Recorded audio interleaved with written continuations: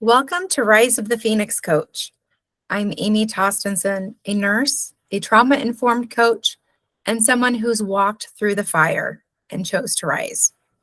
Before we begin, a quick note that this podcast includes real, unfiltered conversations about trauma, addiction, mental health, and recovery. Some topics may feel intense or triggering. Please listen with care, take breaks if needed, and always honor where you are in your own journey. And this space is not about perfection. It's about truth. It's about healing. It's about rising again, and sometimes again. If you've ever felt broken, lost, or stuck in survival mode, you're not alone, and you're not beyond repair. Here we turn pain into power. We rewrite old stories, and we reclaim the parts of ourselves we were never meant to lose. This is Rise of the Phoenix Coach. So let's begin. And today I have a very special guest, a new friend, someone I've met on Substack. Her name is Andrea Thorfinson, and she is the author of Living is Easy with Eyes Closed, a meditation book written especially for those who struggle with traditional meditation, including those with busy minds, ADHD, or aphantasia. As someone with global sensory aphantasia herself, Andrea brings a grounded, compassionate approach to meditation, healing, and spiritual growth. Her work explores places where stillness, self-discovery, forgiveness, and everyday life meet. Through writing on Substack, her personal essays, and her book, about her own healing journey, including grief, resilience, spiritual awakening, and learning to release resentment without pretending the pain never happened. Andrea's message is simple but powerful. Healing does not have to look perfect. Meditation does not require an empty mind. And forgiveness is not about excusing harm. It's about finding freedom within ourselves. She lives in Washington State with her family and writes about meditation, spirituality, neurodiversity, creativity, and the beautiful, very human process of becoming more fully ourselves. So welcome, Andrea. Thank you. How are you today? I'm really good. I've been looking forward to this, looking forward to seeing you. Yeah, it's always good to see you. You've become like a big supporter of mine on Substack, and I almost feel like we're some sort of soul sisters I because know, me we too. have so much in common, We and I do. really appreciate you. Yeah. I appreciate you as well. Yeah. Yeah. No, I So was actually just telling my friend C that, I get nervous coming on these things, but I was like, I don't know that I will with Amy. We've already, had some Zoom yeah. meetings and she's a friend, Yeah. We're just gonna have a nice conversation and talk a little deeply about some of our experiences, and don't if I push too far, don't feel that you have to respond in any manner, in any way that you're not comfortable I with. doubt that'll happen. I'm a pretty open book these days. Yeah, me too. Me too. Okay, so tell me a little bit about, I know you struggle with one of the things we have in common is our struggles with our relationship with our mother. Oh, yeah. Would be comfortable sharing with me about it all? If not, No, absolutely. And it's funny that you bring her up now because I'll just kind of go with what's going on right now and then get a little into why I've struggled with her in the past. But right now, since January, she's been in and out of the hospital, various medical, heart attack, GI problems, surgeries, all that. And it's gotten her really down and really depressed. And recently she was filling out something online and it triggered an alert. So the police came out to do a well check on her. Oh. So my siblings and I kind of got, woken up to that. And we're like, okay, we've got to really step in and do something. So long story short, we're all kind of, taking on our own piece of the situation here and trying to get her the appointments she needs, the mental health help she needs, and we're actually looking into assisted living for her. So, but it's funny because it's really coming down to my sister, my next youngest or oldest sister.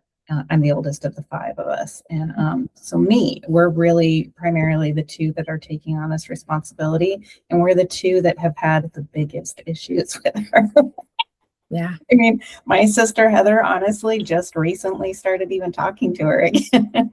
Oh, And I've gone through periods where I went a couple of years without speaking with her. So yeah. So why have I had issues with my mom? Well, I mean, I understand her now, and I understand why she was not the mother I needed her to be. She was only 16 when she had me. So, yeah. My mom was only 17 when she had me and yeah. didn't have hardly any support. Her parents both died before I was born even. Oh, wow. So Wow. yeah, her mom died exactly 2 weeks before I was born. Her dad passed when she was 14. Oh, So wow. they died very young. Yes. Yeah. Yes. You know. Mhm. And in my case, I didn't actually live with my parents for the first 8 years of my life. I was raised by my grandparents. My dad was a little bit older, but he was a partier and not really ready for kids. And so then when my grandmother, my Nana, died when I was 8, I did go live with my mother and my stepdad. And it was hard because at the time I actually blamed my baby sister, Heather, the one I just mentioned, for my Nana's death. That's a whole nother story, which I'm happy to share if you want. But nobody really understood that. And so nobody was really helping me with, the healing from my grandparents. And then I was thrust into a home that was an alcoholic home. It was very dysfunctional. My stepfather was he wasn't abusive per se, but he was very, very gruff and I just never felt like he wanted me there. So that was really hard. And then at 8 years old, well, a little older, honestly, because my mom had a couple more kids, and I became the live-in babysitter. My mom was often either not getting out of bed and leaving me to it, or we didn't know where she was, and I didn't always know where my stepdad was. There was a couple of times that they just sort of left the care of the kids in my care, and I was too young for that. How old were you? How old were you? Well, I was 8 when Heather, the second one, was born, and I think Oh, I was wow. 10 when the next one, and like 11 when the third one. So I was like 11, 12 years old taking care of my siblings. That is too young. Yeah, Yeah. That's yeah. a lot of responsibility. You had to grow up way before you Oh, should yeah, have. absolutely. And before that, like I said, I was raised by my grandparents who were Mhm. completely present and loving and stable and supportive, so I came from that environment and then thrust into a world I was not prepared for. Yeah. Well, nobody would be. Nobody would be. To go, that's a drastic change. And that would be hard for anybody to adjust, I would think. Oh, yeah. That would be hard for anybody to adjust. More or less, a child yourself, where you're still Yeah. of, you're still growing into who you're going to become. Hmm. It's Yeah. your formation years. Your childhood is your formation years. Yeah. Yeah. I didn't have a lot of a childhood after Nana died. I remember times my mom would wake me up in the middle of the night to redo the dishwasher, saying that I hadn't loaded it correctly. And Oh, wow. but the real reason for her to do this was so that she would then sneak in, turn off my alarm clock. I wouldn't wake up for school. And her agenda was so that I would be there to watch the kids so she could sleep all day. But then also I was then grounded because I didn't wake up for school for doing something that I had, should have done right the first time. Right. And so that, gave her the babysitter for the weekend too.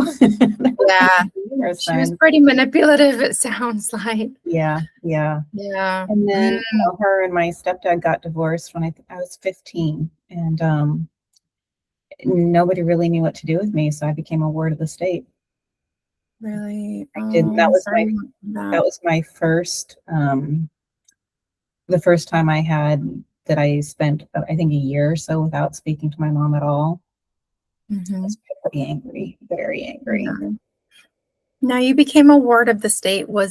Did she give you up or was she taken No, away? Were you taken all of away? her kids were pretty much taken away from her. My siblings went to live with their dad. My dad was in the picture, but he had remarried, and I don't have a good relationship with them. So that wasn't an option. Let's just say that. Yeah. So, my mom's sister actually took me in for a year, but she was abusive. So, and Mm, I ultimately became a foster kid, which that actually was a blessing for me. I got really, really, really lucky. I got amazing foster parents good. who I'm incredibly close with to this day. So, That's great. Because that's not always the case. no, You hear stories all the time of people who do it for the money and aren't in for it for the right reasons to give a nurturing, loving home to kids in need. yeah, So I that's was really good. blessed with the caseworker I had, I think, because she didn't want to place me in just any home. I didn't think she was even going to believe me about my aunt, about how Mhm. abusive my aunt was. But fortunately, she did. And we went and met with a few foster families before we found the one that I ultimately lived with. And Yeah. Carla and David, my foster parents, they were actually not going to take foster kids any longer. My caseworker Karen, she just knew we would click and A we would good be the fit. right home. And so she was like, come on, just give it a chance, give it a chance. And they're like, okay, well, we'll agree to have her in our home for the weekend and see how it goes. But Mhm. at the end of that first night, they're like, well, do you want to come live here? Aw, you had their hearts. I did, yeah, yeah. They had That's mine too. great. Yeah. I was Oh, really that's exciting. That's not exciting. I'm sure there was a lot of good experiences with that. there was, I mean, to be honest, I wasn't Because ready. you said 15? I was 15. I was Okay. 15. So you were a Well, almost teenager. 16. I lived with them for a year and then I ran away from them. Honestly, I Oh, was not ready for the unconditional love that they had for me. I didn't know what to do with that. And that's common. yeah, When we're not used to it. Yeah, when we're not used to it, feeling that, we're coming first and we're yeah, that's hard. That's hmm hard for us to accept. yeah, Uh, yeah. I I know I'm kind of in the same boat as far as, I'm single. I've been engaged twice, almost married twice.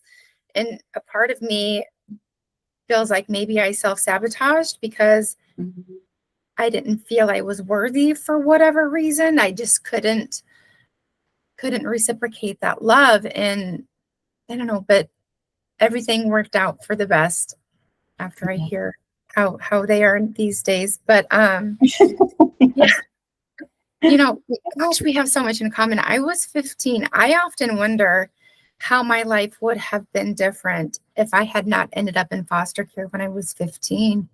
I was You were told in by, foster care at 15 also? no, I wonder how my life would have been Oh, different if I okay. had. I'm sorry. I'm sorry. No, I know I was into some kind of foster care. I don't even know for sure who when I was 3 for at least 6 months, I was taken away from my mom. Um, after my first sexual assault. And then with my stepdad, um, I was actually told by family to lie to the police. Mm, Knowing the history of my mom having me taken away from her, I'm sure if I had told the police that I had told my mom what had happened the very first time it happened, we mm, would have all 3 of us would have been taken away from my mom, I'm sure. yeah. Uh, and I've wondered so many different times how my life would have been different. What would it have looked like? Would I have gotten lucky like you? Would we have been able to stay together even, or would we have been separated? Mhm. Because I was 15, my brother was 7 or 8, and my sister was 1. There's a big age difference between us. Right. Like Yeah. with me and mine. Yeah. Hmm. Yeah. I Yeah. didn't, my siblings, like I said, they were with their dad, so I didn't see them for a while. Yeah. I mean, It's not that I didn't see them, but I didn't, live in the same household. We saw each other rarely, Mhm. so we never. I mean, I was so much older than them anyway. We didn't ever have a very close bond. Took my Yeah. sister Heather and I years to get to where we are today. Yeah. And we're very close today, but it took us a long time. Yeah. Same here with my siblings, and they're half. Like it was their dad that was my second perpetrator. Mm, Uh, but yeah, we're closer now. But when growing up, I was like their mom. yeah. I there were times I would shoo mom away because she didn't have very good parenting skills. Let's Yeah. just put it that way to put it Yeah. nicely. And I was the calm one, would talk to him, and you know, um, yeah, me and my brother just had a conversation about a specific incident when he was throwing a temper tantrum in the basement when he was probably only in June, and I was out of the house, and I think I was there visiting or something, and he was throwing his temper tantrum. Mom come storming down the stairs, what the hell's going on down here now, type of thing. And I'm like, oh boy, an enraged, upset, teenager's not going to respond and want to talk to you when Mm, approached that way, if they're already emotional. yeah. So I was like, Mom, go upstairs. I'll talk to him. I'll see what's going on. And so she stomps back upstairs. I mean, things like that happened a lot. And Mhm. yeah, being the live-in babysitter when I was at home, when I was, still in high school. Um, and I at times felt like I abandoned them because I couldn't wait to get out of the house. Mom was very Mhm. passive aggressive. She would never ask us to help do the dishes, to do anything. She would stomp around and slam cupboards and do it all herself. And why no, I can't even get nobody to help me around the house to do anything. And I got to do everything myself. And Oh you yeah. know, I mean, I know she was really stressed. Raising three kids on your own is a lot. And my mom she didn't even have a high school degree when they were first divorced. She got her GED later and for a while had a good job where she didn't struggle quite so much financially and didn't have to work two and three jobs for a while. But um, it was hard for her. See, it's funny. I can relate to that because I Mhm. was a young widowed mother with three kids. And at the time that I was widowed, I was not working. I didn't have my diploma yet. I had dropped out of school in 11th grade. I got my diploma later when I was 31, but at the time, Yeah, yeah, I struggled a lot with the three boys. yeah, Yeah. yeah. I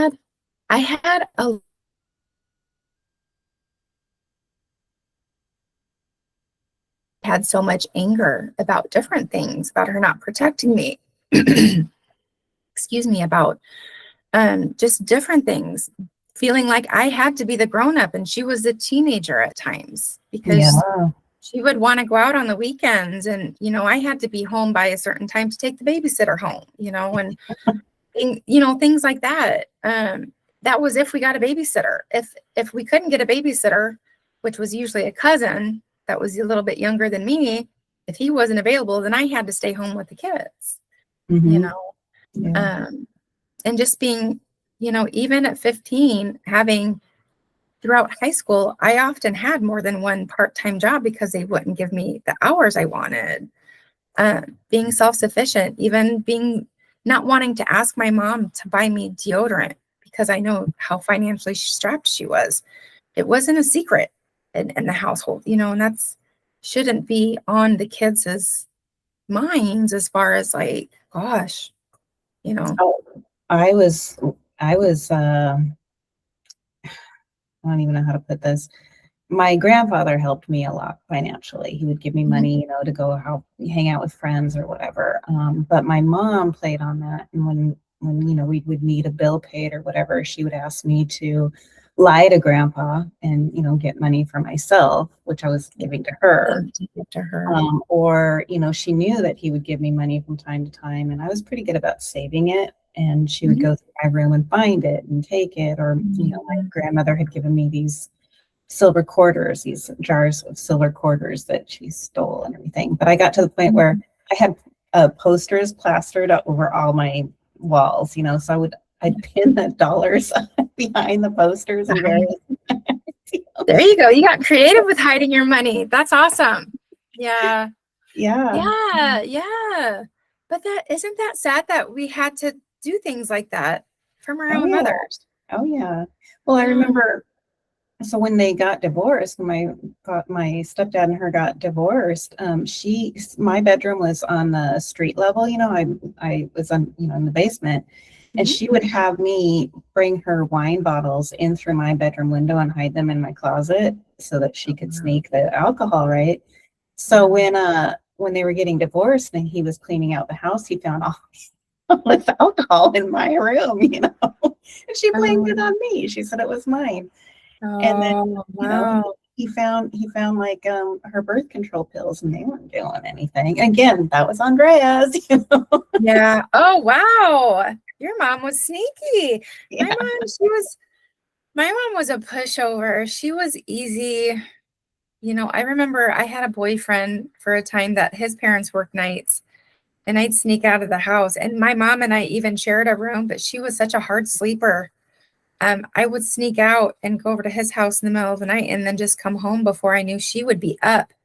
Oh, And wow. one time I came home and she was waiting for me at the dining room table, and it was just like, where have you been? And of course I lied to her, and I wasn't the best child. And I mean, you sound like you were pretty well behaved, everything. I was kind of a brat, and I feel bad to an extent because I think a lot of times I did it on purpose. It was like payback to her. Mm-hmm. I was a brat intentionally because I felt like it was payback to her. And I say that, and that's terrible to say, but it's reality. Like, I You loved to hate were her. you were I hated young. to love her. Oh yeah. I wanted to love her, but I hated that I wanted to love her, you Yeah. know? I know that feeling. Yeah. So anyway, so she catches me, and I told her, well, at this time I'm 16, 17 years old, and she knew I was smoking at the time. I was smoking a pack a day by the time I was 16. Um, And so was I. and So was I. I was not an angel. you weren't an angel. Oh, you got an angel look about you. I bet you were a No, I little bit. mean, don't get me. I mean, I was in a lot of ways because I was really shy and really timid and really hated confrontation and everything. So I didn't really rebel until later. But I Yeah. was a heavy smoker. But my mom was fine with that. She allowed me to Yeah. smoke. Yeah. My mom, it was easier for me to buy cigarettes at 16 than it was for me once I turned 18 and was of legal age. I got carded more than because they started getting stricter with the laws. Yeah, yeah. Yeah. But yeah, she was like, where have you been? And I just lied to her and said, well, and I had no idea how long she'd been awake. So I said, I had a hard time sleeping, which was common. She knew. So I went for a drive and smoking cigarettes and ran out of cigarettes. And then I had a hard time finding a gas station that was open to get another pack of cigarettes, is what I told her. And all she said to me is, well, if you're going to do that again in the middle of the night, wake me up and let me know. So I'm not worried about you. She was a pushover. Yeah, She yeah. was gullible. Either Yeah. that, or she wanted to believe me. She wanted to. Or she, I mean, if she was anything like my mom, then it was kind of like as long as you're not causing problems and doing what I need from when I need it, then whatever. Yeah.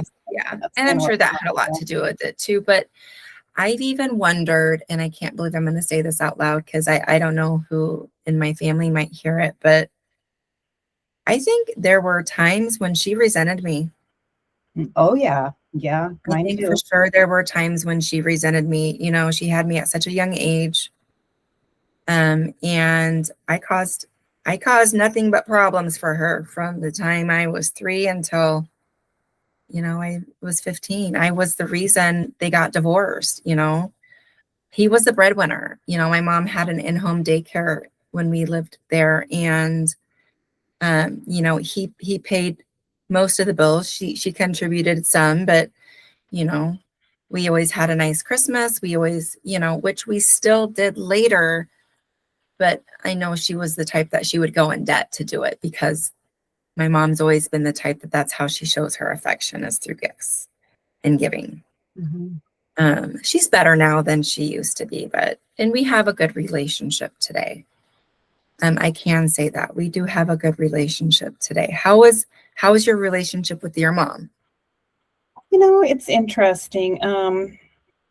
I I learned from her and then lived the victim mentality myself for many, many years, especially after my husband died. I, really embraced the woe is me and my life sucks and everything's terrible. And That's hard. I learned that from her. And Hmm. so but I did push her, like I said, I pushed her away a couple of times where I went for long periods without speaking with her.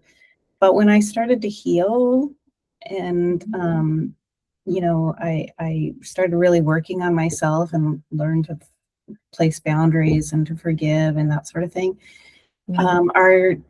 our dynamic changed drastically. Mhm.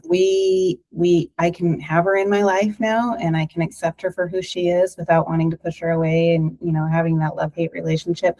But she does not know how to handle me now, and we don't talk a lot. We don't talk a lot on the phone because I think she still wants to, break into the tears all the time and the woe is me. And I kind of try and redirect her, and she doesn't like that. And where it used to be, where we would feed off of each other, Oh, yeah.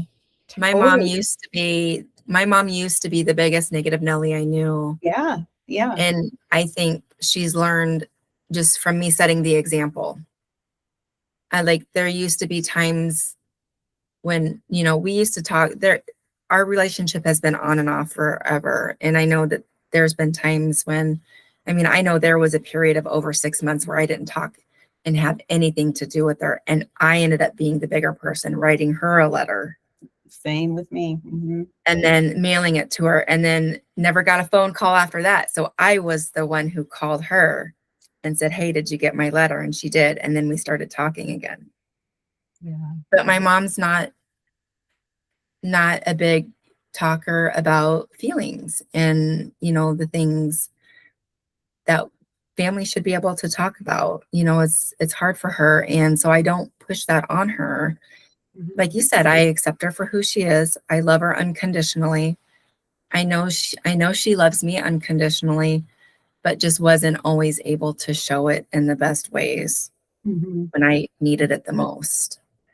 Yeah, my sister. Well, I've actually had a few people ask me how I've been able to forgive my mom, how I can have a Mhm. relationship with her, Mhm. Oh, me because she, too. she to this day will not admit that she was an alcoholic. She still doesn't understand why her kids have such anger and, everything. And, I had to think about that for a while and I had to come to it for myself. But it came to, I had to decide, well, I can either not have my mother in my life at all, Mhm. or I can realize that this is who she is and I can set boundaries and have her in my life, but I have to accept her for who she is. And when I finally was able to really accept her for who she was, love her unconditionally, Mhm. that's when, She I was is. able to bring her back into my life. And like I said, we used to talk daily, like Yeah. constantly, because I was in that negative loop too. I Mhm. was that negative Nelly. I was Right. that, and so Yeah. we were close at that time of my We life. we've had periods like that too, where we were close as well. And now I don't know, we've kind of found that happy medium. I talk to her a couple times a week. I try to get together with her, at least once every couple of weeks. Just depends on what's going on with the family and stuff. But I think I kind of helped her to grow in the sense of, like I said, leading by example. When she would get on these rants and the negativity of a lot of things, I would let her go Yeah. on the Yeah. phone. I would just let her, I'm not, because I realized that fed into my negativity. When I was starting to do some healing and things, it fed into my negativity. And I don't want to be that negative person anymore. Yeah, exactly. Yeah, Exactly. That's where I'm yeah, at. I That's try to where I'm live in gratitude and Yes. have a whole different perspective on life. And so I just don't engage a lot in that. Yeah, everybody maybe needs to vent a little bit sometimes, You sure? but But to stay stuck um, there and then that's just your natural kind of how you are and who you are, that's rough. yeah. That's rough. Yeah. Yeah. My mom, okay, I'm going to tell you one little thing about my mom that actually has to do with my son. Um, Mhm. and this was why everybody asks me, how can you forgive her? Because my son, I think, well, I think I've talked to you about it, is an addict. He's Yeah. struggled with addiction since he's 17 years old. Mhm. And my mother joined him in that. She Mhm. smoked meth with him when he Oh. was still young, you know. Mm. That was a really hard one when I found out. So she's an enabler in that sense, where she was she the one who introduced him to it? She's not the one who introduced it. Okay, She's that's not. but still, that's still not good, Yeah, I you know? mean, grandmas are not really supposed to be doing drugs with their No, grandchildren. no. My mom is a decent grandma now. She gets a little Well, impatient sometimes, but yeah, my she's mother has never been a decent grandmother to any of my kids. To my kids, it's funny because my siblings' kids, she has been. But and it's the really. same with my dad too. My dad's never been a good grandfather to them. I don't know what it's all about. But the reason I bring up my son is that situation was the last time that I shut her out of my life. Mhm. And that was when I finally had to say, am I going to have her in my life or not? And so, Yeah. Yeah, it sounds like my mom has done some growing up, and your mom unfortunately has not done a lot she of is growing not. up. And that was what really breaks my heart, because Well, especially right now with the medical issues she's going through and everything. And my sister and I have been talking about it. Each time one of us calls each other, we're mhm. convinced it's going to be to let them know that she's gone. Yeah, We're both it saddens us both because she is going to leave this world still just too soon. naked. And yeah, she's she several years ago, she started meditating before I did, actually, and I thought it was changing her. I thought it was helping her, and I was Mhm. actually really excited about that. And then I started realizing that she was talking the talk, but not really changing. And that's actually Mhm. why I was so resistant to meditation for a long time, because she was the Okay. one who kept saying, you should meditate. And I'm like, why? It's not doing you any good. Yeah, I understand that. That's why I don't follow organized religion at all, and especially not Catholic, because my stepdad had me baptized Catholic, and hence I associated God with being punishing because of him. He was very punishing in different ways, and yeah, same idea as far as how that goes. But that's interesting because my dad, I have no relationship with my biological dad. I met him when I was 16. My mom wanted to settle down with him basically when she got pregnant with me. And my dad was very wild when he was young. He's got several kids, probably somewhere in the realm of maybe a little under 10. Wow. He's never been married, never settled down with anybody. And, I met him when I was 16. And we developed a relationship. It was, I've done a lot of reflecting on our relationship. It was very superficial. My dad, too, is not someone that can talk about emotions or Right. feelings or like the hard stuff, the stuff that kids need to be able to talk to their parents about. And so, um, since before I went to treatment, um, I've reached out to him twice. I texted him, it was on his birthday, September 2nd, after I transitioned into transitional living, which was attached to the treatment center that I was in. Text him on his birthday, no response. And then I later, maybe a month or two later, wrote him a long letter, nothing back ever. So he's made that decision and I've accepted it because, in all reality, I'm fine without him. He's never been a big emotional support to me, anyways. Mhm. And, but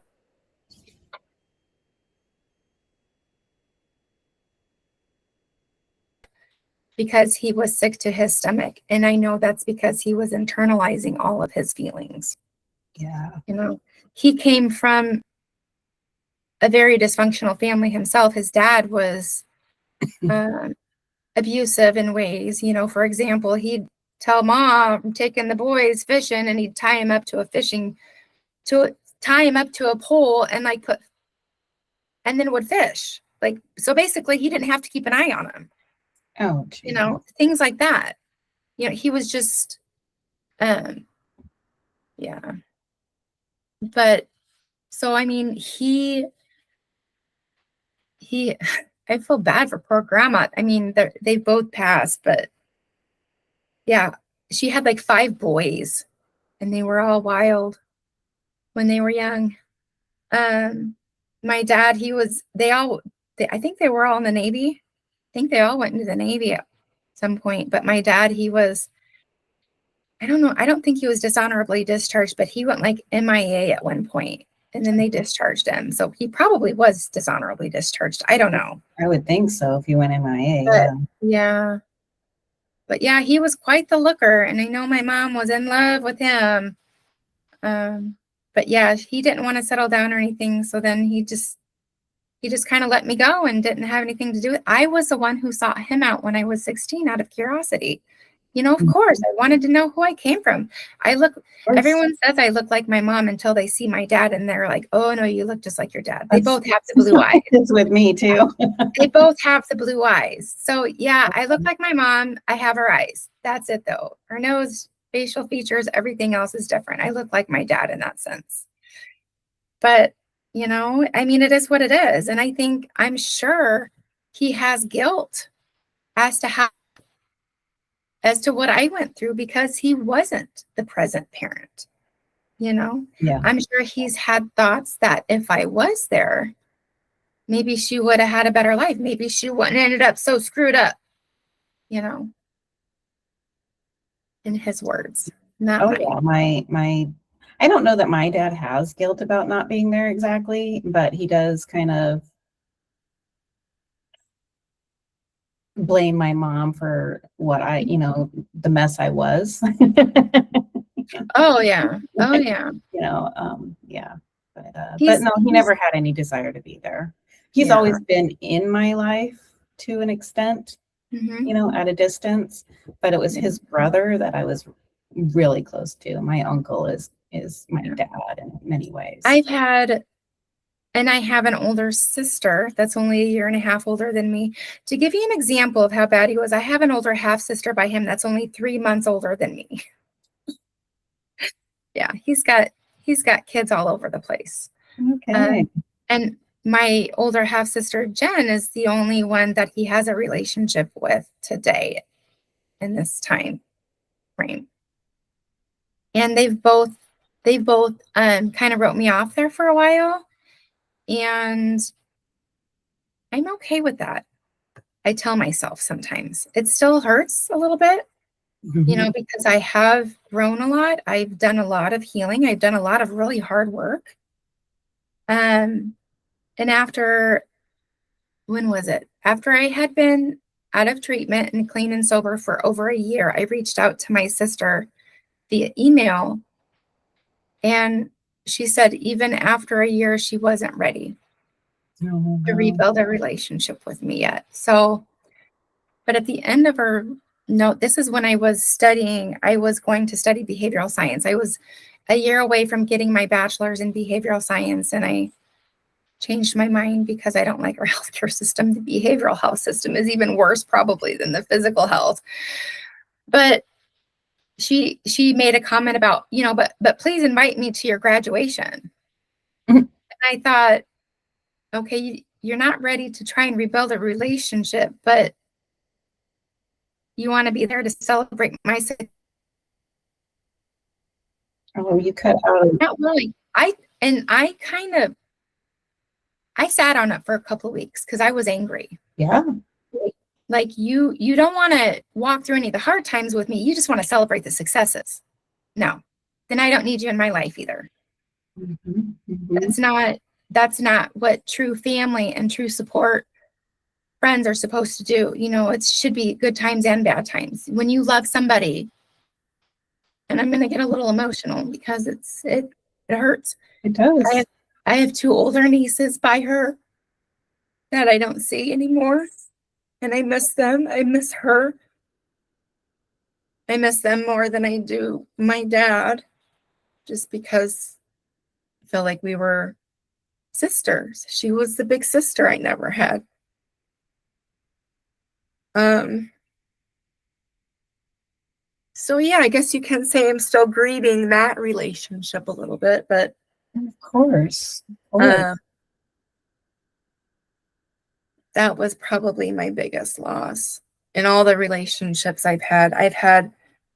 I lost a lot of friends too due to my addiction. And, when I was not well, when my PTSD symptoms were extremely bad. At this point, I wasn't even really medicating anymore with the drugs. I drank once in a while still, but I lost a lot of friends, but I realized they weren't the true friends that I needed No. because, first of all, they weren't, you know, willing to forgive me. And most of them were just drinking buddies, anyways. Yeah.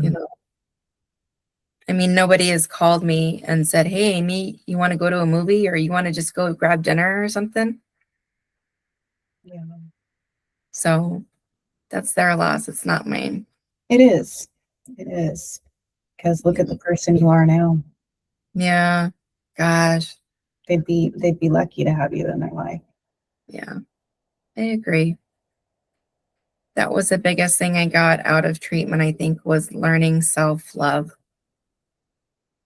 learning to have That's self-respect. And that's then huge. beginning, yeah. And then the beginning of learning how to set boundaries and stuff. Mhm. That's hard. It It's is still hard. sometimes It's hard. hard. Not It is. something a lot of people ever learn. Mm-mm. And to go through what you've gone through, to go through what I've gone through, I've only scratched the surface on what I've gone through.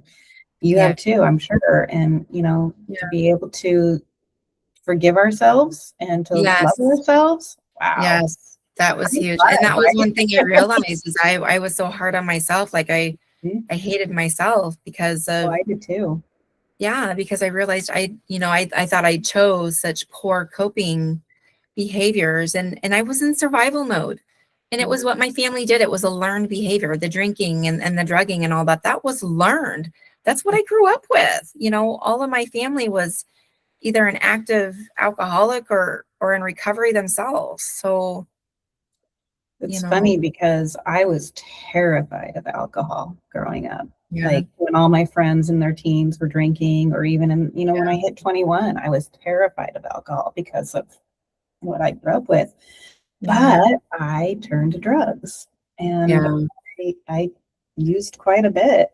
And I thank God because when I decided to quit, I just quit. I was done. I walked away from it and Wow. never looked back. And I look at it now and I'm like, that's amazing to me because I have addictive behavior on both sides of my family. So Oh, how me could I too. walk away from that? You Me know? too. Yeah. And now I was just talking about this with a friend that I almost never drink now because I did finally go through a period where I did drink and I didn't like who I became at all. Yeah. I did not like what alcohol did to me. I did it first, because I was so ashamed of who I was and my background and where I came from and everything. I was just ashamed. And I was always the quiet friend. People would even say to me, "Amy, you're so quiet.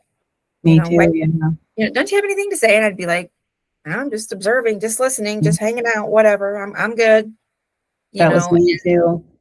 The drinking made me not care, and it Yeah. made Well, me carefree, and I was a social butterfly. I was able, my personality came out, and most of it was real, where I'm very social. I love people. I love to talk. I'm better in smaller groups than I am larger groups. I I know am. that about myself. Um, I yeah, would but do I anything for love alcohol. to Yeah, alcohol gave me the people. courage to talk. That's for sure. did give me that because I was always very quiet and shy, but Yeah. oh yeah. So I did get that, but I just didn't like who I became. I mean, I I was didn't in like high a lot school. of who I became when I got really drunk. Yeah. But And I continued to do it for years. Alcohol was my biggest addiction. What was your drug of choice, if you don't mind me asking? MDA, ecstasy, Oh, really? MDA, ecstasy, is MDA, that? ecstasy. Okay. I mean, but that was my drug of choice. Mhm. I never did like meth or heroin. I did a lot of acid, a lot of MDA, a lot of ecstasy, a lot, you know. Yeah. Um, I crystal a few times. I did do brown MDA, which was heroin cut, you know, that was Yeah. the closest I ever came to that. But I mean, I Yeah. was doing it like all the time, all the time. Really? So, How long did you live in that lifestyle oh, before you got clean and decided enough is enough? mm, 5, 6 years. That's a long time, Hmm. especially if you were a regular user, you know. Yeah.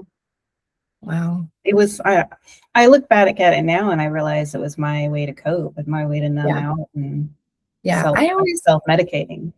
Yeah. Oh yeah, 100% that's what we were doing. Anything to feel better than what we were feeling in our natural selves. Yeah. You know, Mhm. it was how we coped. It was survival. It was Absolutely. survival. That's exactly what it was. It was survival. It was we did what we knew how to survive. And so that's okay. Yeah. Yeah. It is what it is. It's not a bad thing. It's not a good thing. It's just it is what it is, you know? Yes, exactly. Yeah. Yeah. I never got into any kind of psychedelics. I because of my past and knowing, I was always afraid to try acid. You know, to do any of the trippy drugs. Because I'd heard stories of people having bad trips, and I just knew I'd be one of those who would have a bad trip.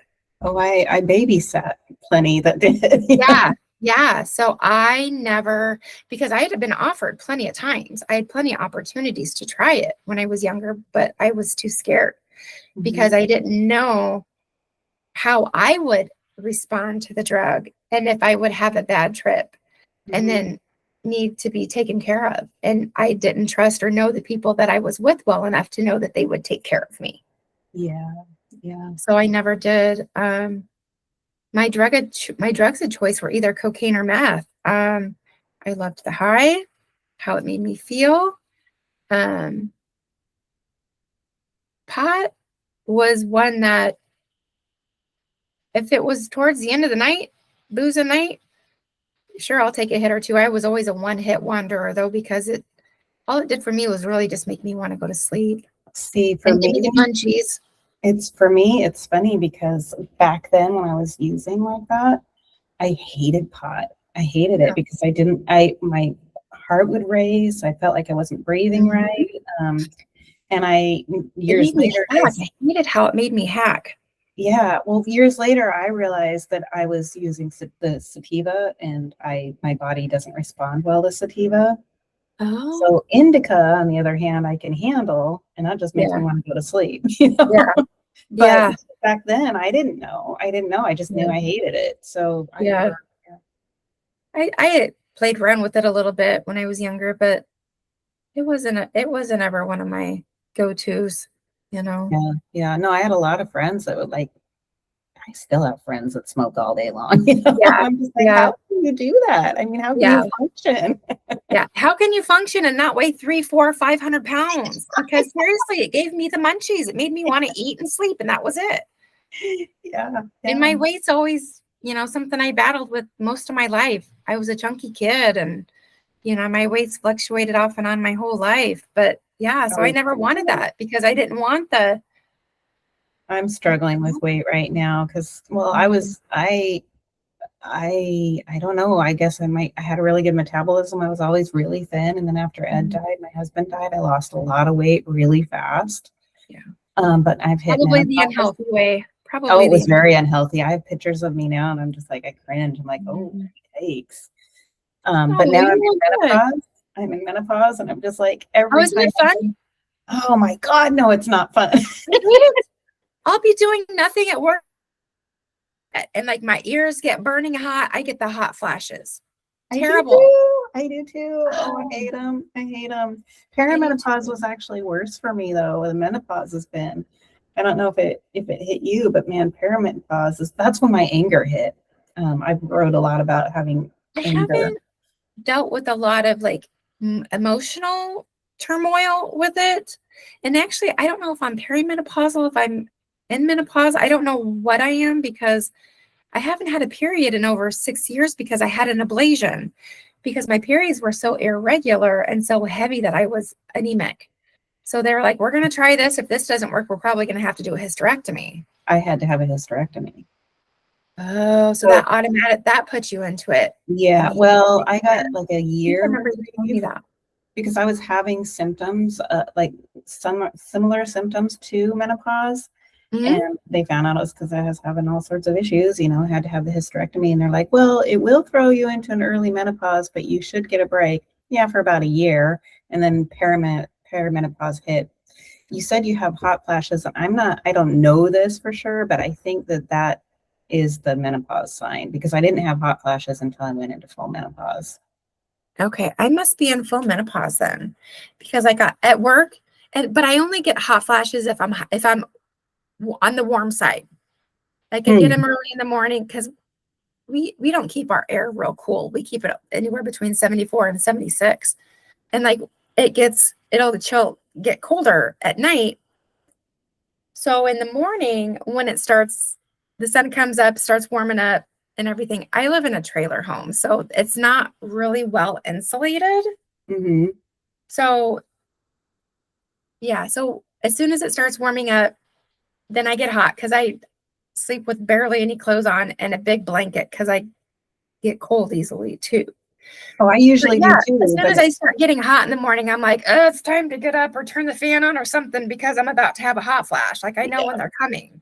yeah, I get mine mostly at night. Yeah, I get them at night and then at work most of the time because I'm running my butt off at work, my nursing job. So It's so fun, isn't it? it is. It's joy, joy. To residents' rooms and I say, oh, don't mind me. I'm sweating like a pig. You'd think I just ran a marathon. But yeah, no, it's all right. They all love me. They think I'm goofy. I'm goofy. I act goofy at work because I think they get a kick out of it. Oh, sure. Yeah. It makes Yeah. the day funner too, right? Yeah. Yeah. I'm like, why be so serious? Exactly. People are too serious sometimes, I think. I agree. I agree. I'm very goofy. I I love it when I'm home by myself because I sing and do my little Yeah, I shimmy, do little too. I do dancing, and too. My son, my adopted son, he's 9 now, but I think maybe 5, 6 years old. He already knew what sarcasm was. oh, that's Because funny. I would say something and I'd have to explain, oh, but I'm just being sarcastic. So he got to the point where, Mom, you're being sarcastic now, right? I'm like, yeah. And so he learned how to do it. He's learning. That's funny. That's awesome. But we are getting really close to the top of the hour. Okay. Andrea, I want to thank you so much for coming on. Thank We had a great you. talk. I think it went really Yeah, well, you yeah, know. I Um, enjoyed it. so I just want to say to the audience, if this is something this episode has resonated with you, that's not by accident. And your story isn't over. And no matter where you are right now, you are still capable of rising. If you're ready to go deeper, come join me on Substack at riseofthephoenixcoach.substack.com. This is where I share more of my story, my tools, and real-time insights on healing. And if you're looking to work together, you can visit my webpage at riseofthephoenixcoach.com to learn more about Rise of the Phoenix Coach and our one-on-one coaching, my one-on-one coaching. And here we will rebuild confidence, reignite inner strength, and rise up to a life of peace, love, and true happiness. And if this episode spoke to you, share it with someone who needs to hear it. That's how this movement will grow, is one story, one voice, and one rise at a time. Until the next time, stay grounded, stay aware, and keep rising. Bye-bye. Yeah.